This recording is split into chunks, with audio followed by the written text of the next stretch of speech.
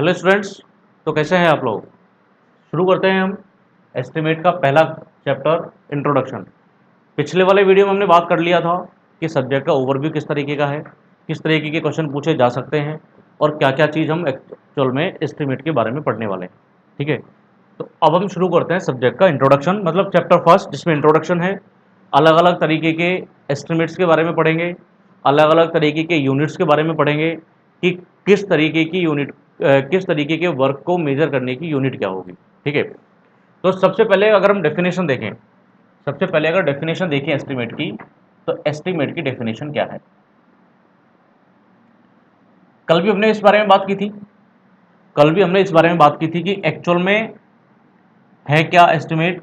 जैसे कोई भी आपको प्रोजेक्ट तैयार करना है, जैसे एक रूम है, दो रूम है, मकान है, रोड है, कुछ कुछ भी है, तो इसको प्रिपेयर करने में कितना तो मटेरियल लगेगा, कितना मटेरियल लगेगा, कितना लेबर लगेगा और कितना इसका टोटल एक्सपेंडिचर होगा, कितना इसका टोटल एक्सपेंडिचर होगा। इन चीज़ों के बारे में हमको आइडिया दे देता है एस्टिमेट। तो एस्टिमेट क्या है, जो हमको प्रोजेक्ट शुरू करने से पहले इन चीज़ों के बारे में बता दे। इससे क्या होगा कि आपके पास अगर एस्टिमेट एक्सीड कर रहा है तुम्हारे पास जो बजट है उससे, तो हम क्या कर सकते हैं, या तो काम को बाय पार्ट करें कि कुछ काम, जैसे तुमको 5 कमरों का मकान बनाना है, ठीक है, 5 कमरों का कोई मकान बनाना है, तुम्हारे पास सफिशिएंट अमाउंट नहीं है। सफिशिएंट अमाउंट नहीं होने का मतलब क्या है कि आपके बजट से एस्टिमेटेड कॉस्ट एक्सीड कर गया है। तो हम क्या कर सकते हैं कि यार 2 कमरे बनवा लेते हैं, एक कमरा बाद में बनवा लेंगे, एक कमरा बाद में बनवा लेंगे, या तो ये काम कर सकते हैं। या फिर जो चीज़ आप कर सकते हो वो क्या है कि हम उनके स्पेसिफिकेशंस बदल दें कि हमको ज़रूरत 5 की है, लेकिन नहीं, अपना 3 से काम चला लेंगे, 3 ही कमरों का मकान बना लेते हैं। ये चीज़ कर सकते हैं। तो अगर एस्टिमेट को डिफाइन करें, हम एस्टिमेट को डिफाइन करने की कोशिश करें, तो एस्टिमेट क्या है, it is a technique, it is a technique of computing, of computing amount of labour and material and expected expenditure, expected expenditure of any project. समझ में आ गया होगा, लेबर के बारे में, मटेरियल के बारे में और सभी तरीके के जो भी एक्सपेंडिचर है, सभी तरीके के एक्सपेंडिचर्स आ जाएंगे इसमें। सिर्फ कंस्ट्रक्शन करना में जो खर्चा होता है वो एक्सपेंडिचर नहीं होता प्रोजेक्ट को तैयार करने में, शुरू से लेके लास्ट तक बहुत सारे खर्चे होते हैं। जैसे कल भी बताया था मैंने कि आप सबसे पहले ज़मीन खरीदते हो, ज़मीन का खर्चा हो सकता है, ज़मीन को आप सर्वे करवाओगे, लेवलिंग करवाओगे, उन सब में खर्चा होगा। इसके अलावा कुछ लीगल पेपर्स में भी खर्चा होगा। जैसे मान लीजिए आपको मॉल बनाना है, आपने खेत खरीदा कोई एग्रीकल्चरल, उसमें आपको कोई मॉल बनाना है, तो सबसे पहले उस एग्रीकल्चरल ज़मीन को आपको कन्वर्ट कराना पड़ेगा, कन्वर्ट कराना होगा आपको कमर्शियल में, तो उसमें पैसा कुछ लग सकता है। या फिर जो कॉन्ट्रैक्ट्स होते हैं, ओनर में, कॉन्ट्रैक्टर में, सारे तरीके के जो भी कॉन्ट्रैक्ट्स होते हैं उनमें कुछ खर्चा हो सकता है। इसके अलावा कंटेंजेंसीज देखा था, कंटेंजेंसीज जो एक्सीडेंटल खर्चे होते हैं वो भी हो सकते हैं। इसके अलावा फिर कंस्ट्रक्शन के खर्चे हो सकते हैं। तो और कंस्ट्रक्शन के खर्चों में क्या क्या आ जाएगा, जैसे मान लीजिए सबसे पहले तुमने डिज़ाइन तैयार करवाई किसी आर्किटेक्चर से, वो भी पैसे लेगा ही। उसके अलावा कंस्ट्रक्शन में जो खर्चा होता है मटेरियल और लेबर का, वो भी होगा। इसके अलावा सुपरविजन का खर्चा होगा, ठीक है, साइट इन्वेस्टिगेशन वगैरह, सुपरविजन का वो सारे खर्चे होंगे। तो ये सारे के सारे खर्चे एडअप होते हैं। ये जो टोटल एस्टिमेट है, उस टोटल एस्टिमेट में ये सारे के सारे खर्चे आ जाते हैं। क्लियर है। तो इन सभी तरीके के खर्चों की आपको जानकारी दे देता है। और दूसरा काम क्या करता है कि अगर एस्टिमेटेड कॉस्ट ज़्यादा है बजट से, तो उनको क्या करेगा, स्पेसिफिकेशन चेंज करो, या स्पेसिफिकेशन या फिर बाय पार्ट काम कर लो तुम। If if estimated cost, if estimated cost exceeds, if estimated cost exceeds the budget, the budget of owner, then क्या कर सकते हैं, the project, then the project may be completed in parts or specifications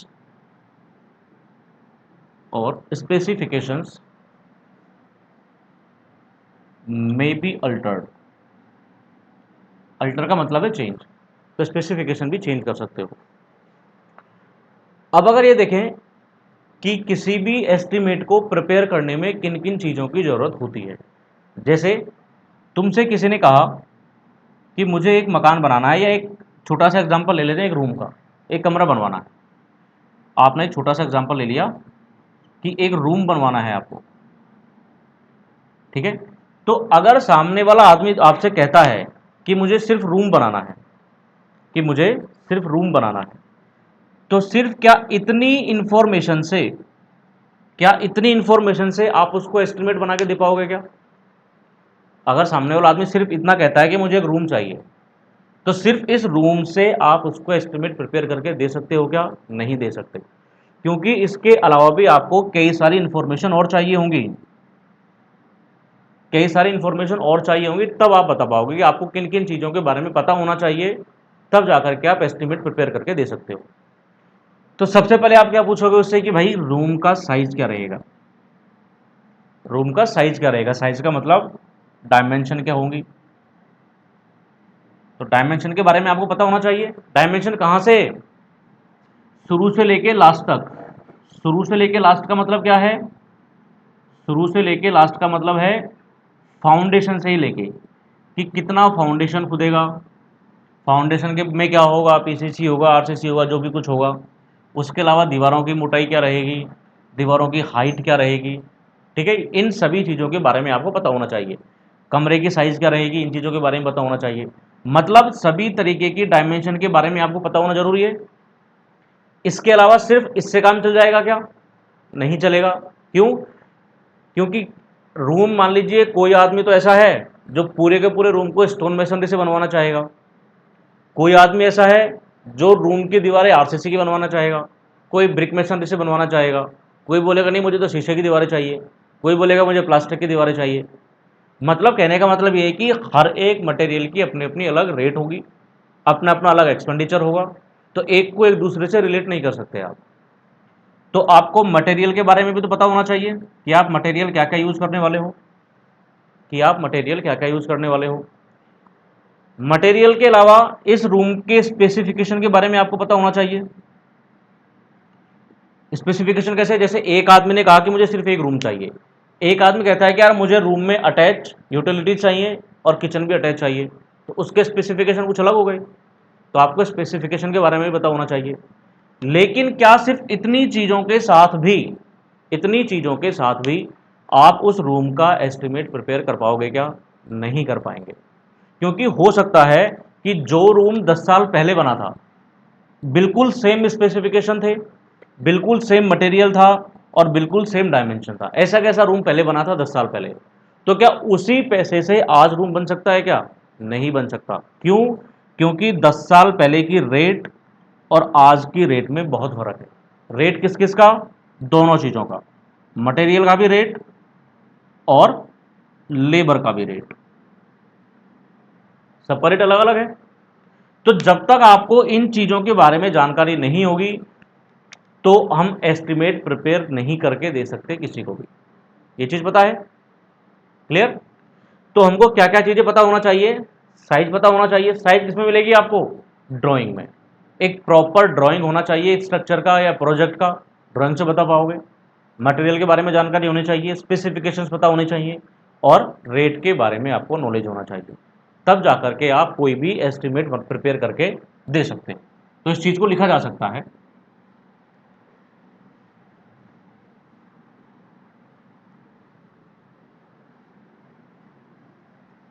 to prepare an estimate, to prepare an estimate following things are necessary. Following things are necessary, कौन कौन सी चीजें हैं? पहला है डिटेल्ड ड्राइंग, डिटेल्ड ड्राइंग। दूसरा आपको पता होना चाहिए मटेरियल्स टू बी यूज्ड, कौन कौन से मटेरियल काम आने वाले हैं। इसके अलावा स्पेसिफिकेशंस ऑफ प्रोजेक्ट, इसके अलावा rates of material, rates of material and what, labour, rate of material and labour. Clear है? इसके बाद में देखते हैं need of estimate. Need of estimate मतलब एस्टिमेट की जरूरत क्यों है। नीड ऑफ एस्टिमेट का मतलब है एस्टिमेट की जरूरत क्यों है। एस्टिमेट मोटे मोटे तौर पे तो देख लिया था हमने कि एस्टिमेट में आपको एस्टिमेटेड कॉस्ट पता चल जाता है, ठीक है, एक्सपेक्टेड कॉस्ट। इसके अलावा आपको एक्सपेक्टेड टाइम पता चल जाता है, तो अगर चीज़ें आगे पीछे हो रही हैं तो उनको कंट्रोल किया जा सकता है। इसके अलावा एस्टिमेट में सारे कॉन्ट्रैक्ट्स भी होते हैं, लीगल कॉन्ट्रैक्ट, तो लीगल कॉन्ट्रैक्टरशिप के लिए भी आपको एस्टिमेट का होना जरूरी है। तो ये सारी चीज़ें जरूरी हैं एस्टिमेट के लिए। तो अगर नीड ऑफ एस्टिमेट देखें तो नीड ऑफ एस्टिमेट में क्या होगा, need of estimate, need of estimate में क्या क्या हो सकता है देखिए। Estimate gives an idea of cost of work, estimate gives an idea of cost of work. तो कॉस्ट के साथ कोई भी छेड़छाड़ हो आप कर सकते हो। छेड़छाड़ का मतलब अगर बजट ऊपर जा रहा है कम जा रहा है वो चीज़ें मैनेज हो जाती हैं। दूसरा है estimate gives an idea, estimate gives an idea of the time required to complete the project, to complete the project, right? Third हो सकता है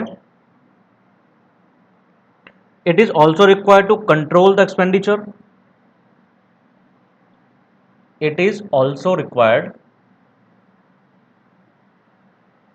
to control the expenditure during work. कल भी बताया था इस बारे में पिछले वाली क्लास में। Next, estimate decides whether, estimate decides whether the proposed plan, whether the proposed plan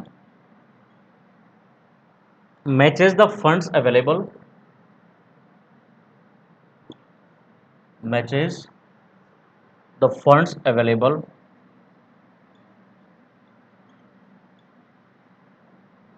और नॉट। ठीक है, कि जो प्लान में है, जो ड्राइंग में है आपके, क्या वो आपके फंड से रिलेट करता है, फंड से मैच करता है या नहीं करता। इन चीज़ों के बारे में भी आपको पता होना, या एस्टिमेट इन चीज़ों के बारे में जानकारी दे देता है। ठीक है, अब देखिए इसके बाद में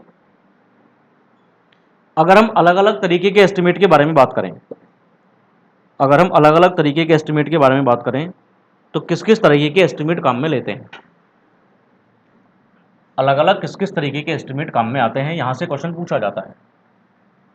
टाइप्स ऑफ एस्टिमेट से क्वेश्चन पूछे जाते हैं। किस किस तरह के क्वेश्चन पूछे जाते हैं वो मैं आपको बता देता हूँ अभी। अगर हम टाइप्स ऑफ एस्टिमेट्स के बारे में बात करें, various types of estimate, various types of estimate. तो पहला टाइप होता है प्रिलिमिनरी एस्टिमेट, प्रिलिमिनरी एस्टिमेट।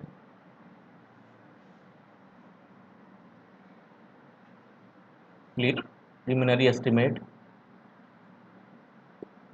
इसको अप्रोक्सीमेट एस्टिमेट भी बोलते हैं। इसको अप्रोक्सीमेट एस्टिमेट भी बोलते हैं,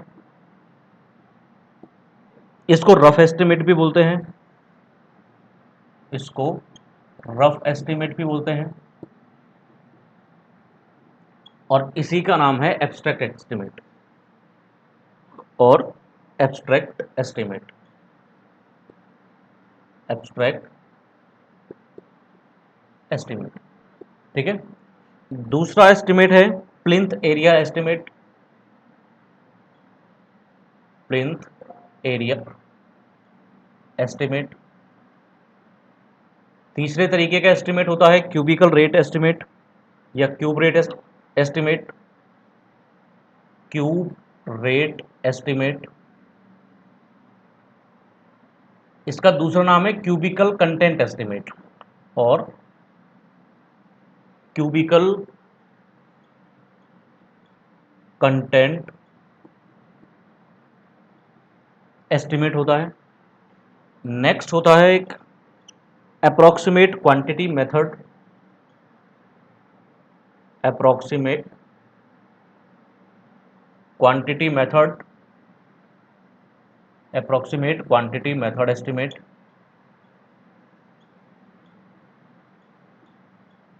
ठीक है। फिर आता है डिटेल्ड एस्टिमेट, डिटेल्ड एस्टिमेट और आइटम रेट एस्टिमेट, इसको आइटम रेट एस्टिमेट भी बोलते हैं। इसके बाद आता है रिवाइज्ड एस्टिमेट, इसके बाद आता है रिवाइज्ड एस्टिमेट, इसके बाद आता है सप्लीमेंट्री एस्टिमेट, इसके बाद आता है सप्लीमेंट्री एस्टिमेट, इसके बाद आता है revised and supplementary estimate, revised and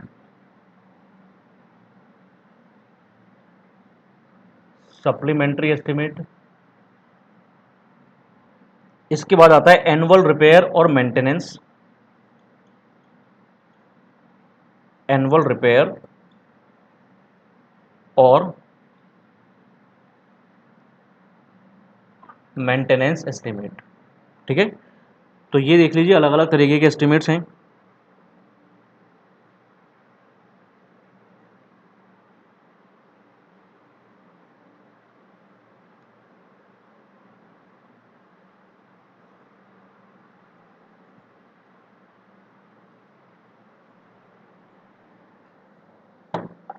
ठीक है। अब देखिए यहाँ से क्वेश्चन जो पूछे जाते हैं, यहाँ से जो क्वेश्चन पूछे जाते हैं वो क्या क्या क्वेश्चन पूछे जाते हैं टाइप्स ऑफ एस्टिमेट से। टाइप्स ऑफ एस्टिमेट से एक क्वेश्चन तो पूछा जाता है कि अगर आपको कोई भी प्रोजेक्ट शुरू करना है तो वो प्रोजेक्ट शुरू करने से पहले किस तरीके का एस्टिमेट बनाते हो। तो एक क्वेश्चन पूछा जा सकता है कि सबसे पहले कौन सा एस्टिमेट प्रिपेयर होता है। तो सबसे पहले एस्टिमेट प्रिपेयर होता है प्रिलिमिनरी एस्टिमेट, क्योंकि जैसे आपको मान लीजिए एक रफ आई, इसमें क्या होता है एक रफ आइडिया देता है, प्रिलिमिनरी एस्टिमेट एक रफ आइडिया देता है। तो अगर तुम्हारे मन में कोई मकान वकान बनाने की बात है तो आपको एक रफ आइडिया तो होना चाहिए कि लगभग लगभग इतना खर्चा हो जाएगा हमारा, आप डिटेल में तो बाद में जाओगे, तो आपको एक रफ आइडिया होना चाहिए। तो ये क्वेश्चन पूछा जा सकता है सबसे पहले कौन सा प्रिलिमिनरी एस्टिमेट प्रिपेयर किया जाता है। एक क्वेश्चन पूछा जा सकता है यहाँ से कि ये जो जितने भी सारे एस्टिमेट हैं, इन एस्टिमेट में सबसे ज़्यादा एक्यूरेट एस्टिमेट मेथड कौन सा है। तो वो है डिटेल एस्टिमेट। एक क्वेश्चन ये पूछा जाता है, ठीक है। प्लिंथ एरिया एस्टिमेट क्या हो, अच्छा डेफिनेशन आपको सबकी पता होनी चाहिए, डेफिनेशन से क्वेश्चन पूछा जा सकता है। ये जो मोस्टली पूछे जाते हैं वो पे क्वेश्चन आपको बता रहा हूं। इसके अलावा एक क्वेश्चन पूछा जा सकता है रिवाइज्ड एस्टिमेट से, कि एस्टिमेट को रिवाइज कब करते हैं, क्या कंडीशन में एस्टिमेट को रिवाइज किया जाता है, ऐसी कौन सी कंडीशन होती है जब एस्टिमेट को रिवाइज करना पड़ता है। इसके अलावा प्लिंथ एरिया और क्यूब रेट एस्टिमेट क्या होते हैं। एक क्वेश्चन यहां से पूछा जा सकता है कि अप्रॉक्सीमेट क्वांटिटी मेथड में किस चीज का मेजरमेंट करते हैं, ठीक है। इसमें किस चीज का मेजरमेंट करते हैं, इनमें किस चीज का मेजरमेंट करते हैं, और इसमें किस चीज का मेजरमेंट करते हैं। क्लियर। दूसरा पूछा जा सकता है कि जो सप्लीमेंट्री एस्टिमेट है, ये सप्लीमेंट्री एस्टिमेट किस कंडीशन में प्रिपेयर किया जाता है। तो इन सभी के बारे में आपको जानकारी होनी चाहिए। क्लियर। तो मैं यहाँ पे एक एक को डिक्टेट कर देता हूँ, लिखने की जरूरत नहीं है, इसकी आपको पीडीएफ मिल जाएगी। क्लियर, पीडीएफ मिल जाएगी, तो घबराने वाली बात नहीं है। अब एक एक को डिक्टेट करके देख लेते हैं, एक एक को डिक्टेट करके देख लेते हैं।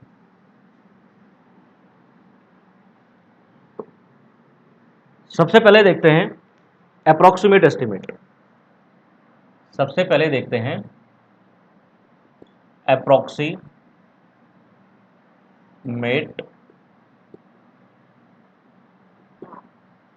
एस्टिमेट।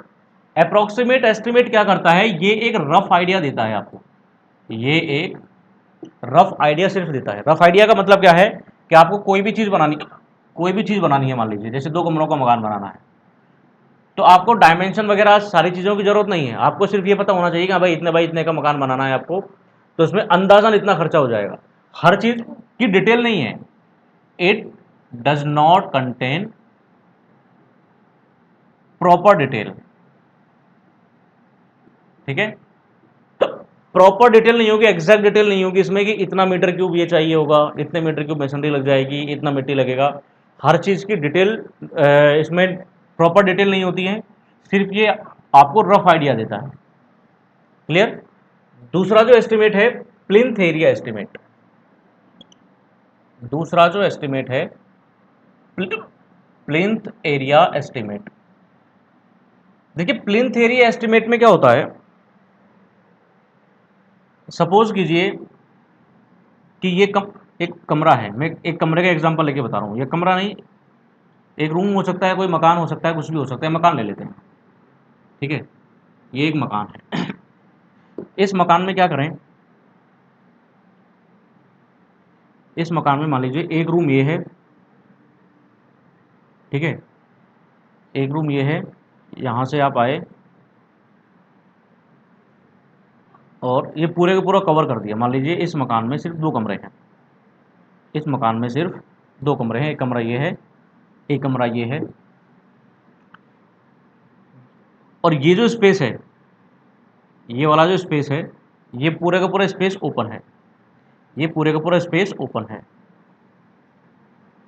ये मान लीजिए कुछ बी होगा, ये मान लीजिए कुछ एल होगा, और जिसमें आपने काम किया हुआ है वो सिर्फ स्मॉल बी है, वो सिर्फ स्मॉल बी है। तो ये एरिया आपने ओपन, ये आप एरिया आपने ओपन छोड़ा हुआ है। तो सबसे पहले अगर देखें कि प्लिंथ एरिया क्या होता है, सबसे पहले अगर देखें कि प्लिंथ एरिया क्या होता है, तो प्लिंथ एरिया होता है total covered area. Plinth area होता है total covered area, open space को इसमें काउंट नहीं करते। तो टोटल कवर्ड एरिया कितना है, जिसपे छत डली हुई है, वो एरिया इतना है। टोटल कवर्ड एरिया कितना है जिसपे छत है, इस वो ये है, इसको बोलते हैं प्लिंथ एरिया। और ये जो प्लिंथ एरिया है, ये आउटर टू आउटर साइड, ये भी याद रखना, ये जो प्लिंथ एरिया है ये आउटर डायमेंशन से आउटर डायमेंशन मेजर करना होता है। मतलब ये जो मेजर होता है ये आउटर टू आउटर होता है, आउटर टू आउटर। जब आप outer dimension to outer dimension लोगे तो ये दीवारें जो आएगी, सभी तरीके की दीवारें, ये सभी तरीके की दीवारों की थिकनेस को भी कंसिडर करता है, ठीक है। ये contains thickness of wall, thickness of wall, clear है, थिकनेस ऑफ वॉल। अच्छा, एक प्लिंथ एरिया के साथ होता है कारपेट एरिया। तो कारपेट एरिया का मतलब होता है कि जो टोटल कवर्ड एरिया है प्लिंथ एरिया, उस प्लिंथ एरिया में से जहां दीवारें हैं उन दीवारों को हटा दो, क्योंकि दीवारों की जगह पे कारपेट नहीं बिछाया जा सकता। ऐसे समझ सकते हो आप कि जिस जिस जगह पे कारपेट बिछा सकते हो वो हो जाएगा आपका कारपेट एरिया। अब दीवारें यहां से हट जाएंगी, क्योंकि ये inner side to inner side ही मेजर करेगा। अगर प्लिंथ एरिया में से हम वॉल की थिकनेस हटा दें या वॉल का एरिया हटा दें तो वो बच जाएगा कारपेट एरिया। तो प्लिंथ एरिया एस्टिमेट में क्या करते हैं, प्लिंथ एरिया आपको पता चल जाएगा। प्लिंथ जैसे तुमने सुना होगा कभी कि जो ये काम चलते हैं, बिल्डिंग वगैरह के जो काम चलते हैं, वो काम कई बार ठेके पे दे दिया जाता है। और ठेके पे किस तरह से दिया जाता है, छत नाप पे, कि भाई हमारी रेट है 150 रुपये स्क्वायर फीट। अब ये जो स्क्वायर फुट है वो कौन सा होता है, वो कवर्ड एरिया ही होता है, वो छतनाप बोलते हैं उसको, कि मैं छतनाप का इतना रुपये लूँगा। तो ये जो प्लिंथ एरिया है, इस प्लिंथ एरिया का आपको पता चल जाएगा। और इस प्लिंथ एरिया को प्लिंथ एरिया रेट से मल्टीप्लाई कर देंगे। इस प्लिंथ एरिया को प्लिंथ एरिया रेट से मल्टीप्लाई कर देंगे। जैसे किसी का रेट 150 है, किसी का 160 है। जैसे मान लीजिए 1000 फीट है, ठीक है, 1000 फीट किसी की छत है, और उस 1000 फीट का छत का ठेका दे दिया आपने 150 के हिसाब से। ये लेबर का खर्चा है। मैं जनरल जो रेट बता रहा हूँ कि 150 रुपये फीट स्क्वायर, ये लेबर का खर्चा है, मटेरियल इंक्लूड नहीं है इसमें। तो अगर इसमें मटेरियल इंक्लूड कर दिया जाए तो और रेट बढ़ जाएगी।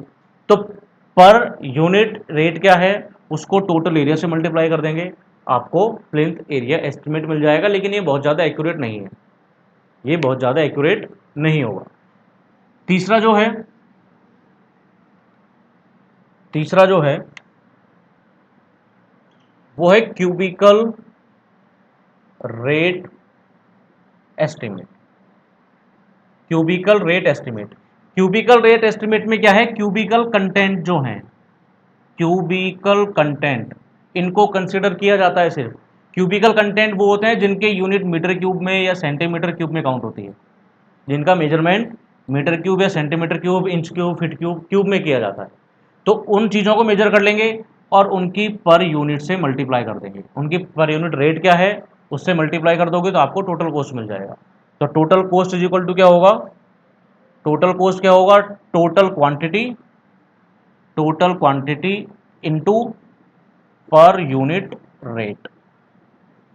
तो टोटल क्यूबिकल कंटेंट मेजर कर लो, जो मीटर क्यूब में सेंटीमीटर क्यूब में, मतलब क्यूब की फॉर्म में मेजर होते हैं, उनको per unit area, per unit जो रेट है उस पर यूनिट रेट से मल्टीप्लाई कर दो। इसके बाद चौथा है आपका detailed estimate. Fourth one is detailed estimate. अब डिटेल एस्टिमेट में क्या होता है, जैसे मान लीजिए एक रूम का प्लान है, जैसे ये एक रूम का प्लान है, तो इसका क्रॉस सेक्शन भी होगा। इसका मान लीजिए क्रॉस सेक्शन इस तरह से है, इसका क्रॉस सेक्शन कुछ इस तरह से है, ये फाउंडेशन का डेप्थ होगा, कुछ भी होगा, मान लीजिए ये विड्थ है। आपको इस डिटेल्ड एस्टीमेट में सभी आइटम की डिटेल्ड रिपोर्ट पता होगी, इसमें हर आइटम की डिटेल पता होगी। हर आइटम की डिटेल से मतलब क्या है कि सबसे पहले इसका एक्सकेवेशन हुआ, जब कमरा बनाना शुरू किया तुमने तो सबसे पहले तो खुदाई की फाउंडेशन के लिए, तो सबसे पहले एक्सकेवेशन हुआ, या फिर इसको अर्थवर्क बोल दो, या फिर इसको अर्थवर्क बोल दो। अर्थवर्क में एक्सकेवेशन और फिलिंग दोनों आ जाएंगे। फिर फाउंडेशन में आपने क्या किया, पीसीसी किया या मेसनरी किया या सोलिंग किया, कुछ भी किया हो। जैसे मान लीजिए फाउंडेशन में पीसीसी किया सपोज की, फिर पीसीसी के बाद फाउंडेशन में आपने स्टोन मेसनरी भी किया, इसमें स्टोन मेसनरी भी किया। स्टोन मेसनरी के बाद आप ग्राउंड लेवल पे आ गए, ग्राउंड लेवल से प्लिंथ लेवल तक आपने फिर स्टोन मेसनरी किया, फिर आपने डीपीसी किया, डीपीसी के बाद सुपर स्ट्रक्चर पे चले गए। सुपर स्ट्रक्चर पे आप कुछ भी कर सकते हो, ईंट की दीवार लगा सकते हो, पत्थर की लगा सकते हो, शीशे की लगवा सकते हो, तुम्हारी मर्जी हो तो, ठीक है। तो आपने डीपीसी भी किया और सुपर स्ट्रक्चर के लिए सपोज कीजिए कि ब्रिक मेसनरी यूज किया। ये तो हुई बात। इसके अलावा तुमने प्लास्टर भी किया इसमें, इसके अलावा आपने डोर विंडोज भी लगाए,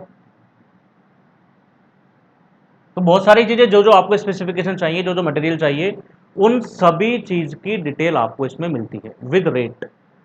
अब तुमको अर्थ वर्क पता चल गया कि समथिंग मीटर क्यूब, पीसीसी पता चल गया something metre cube, stone masonry चल गया समथिंग मीटर क्यूब, डीपीसी पता चल गया something metre square, brick masonry का पता चल गया मीटर क्यूब, प्लास्टर पता चल गया समथिंग मीटर स्क्वायर। तो इन चीज़ों की अगर आपको यूनिट रेट पता है कि अर्थ वर्क का यूनिट रेट क्या है, उसको क्वांटिटी से मल्टीप्लाई कर देंगे, कॉस्ट आ जाएगा। इसी तरह से हर क्वांटिटी को अगर उसके यूनिट रेट से मल्टीप्लाई कर दोगे तो आपको लास्ट में क्या मिल जाएगा, लास्ट में आपको टोटल कॉस्ट मिल जाएगा। तो हर एक आइटम की डिटेल आपको यहाँ पे पता होगी, जो अब से पहले किसी भी एस्टिमेट में पता नहीं थी।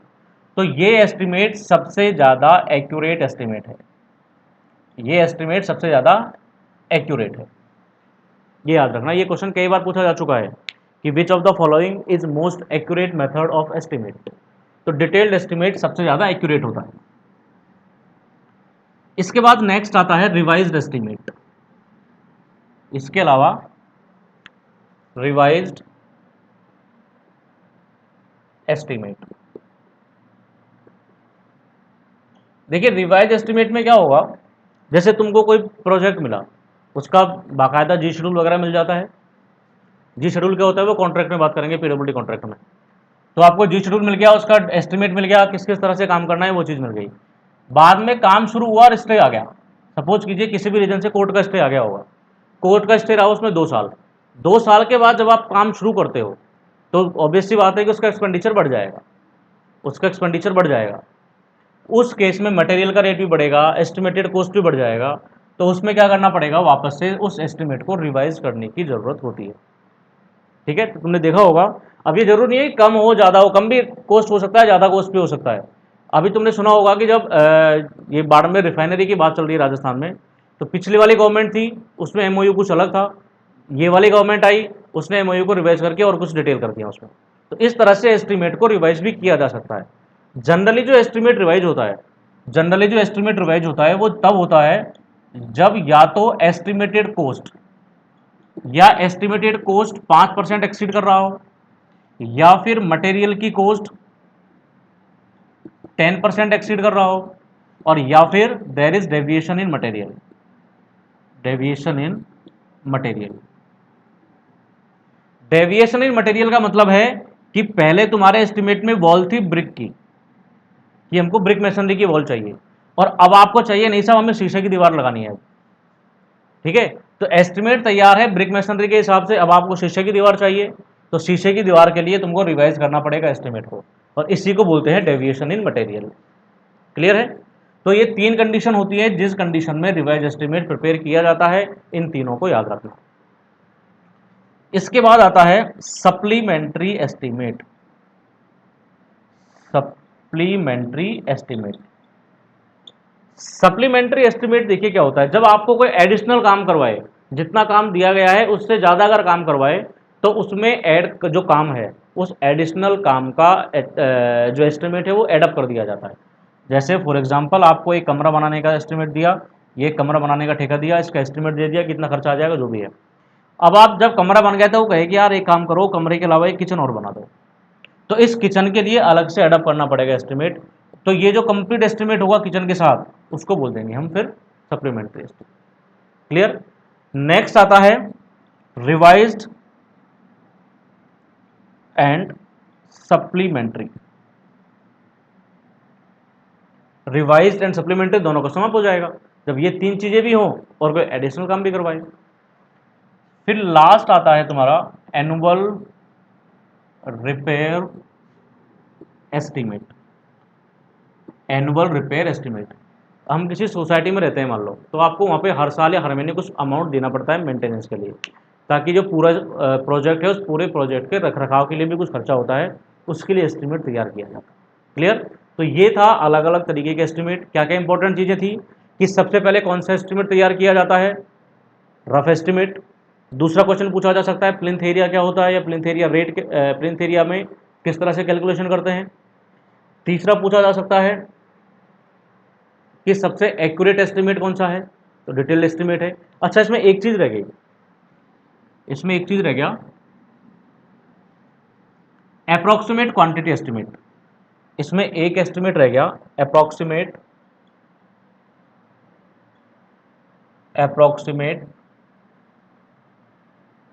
क्वांटिटी एस्टिमेट, ये रह गया। अप्रॉक्सीमेट क्वांटिटी एस्टिमेट में क्या करते हैं, अंदाजे से जो रनिंग लेंथ है, जो रनिंग लेंथ है वो मेजर कर लेते हैं वॉल की। Running length of wall is measured,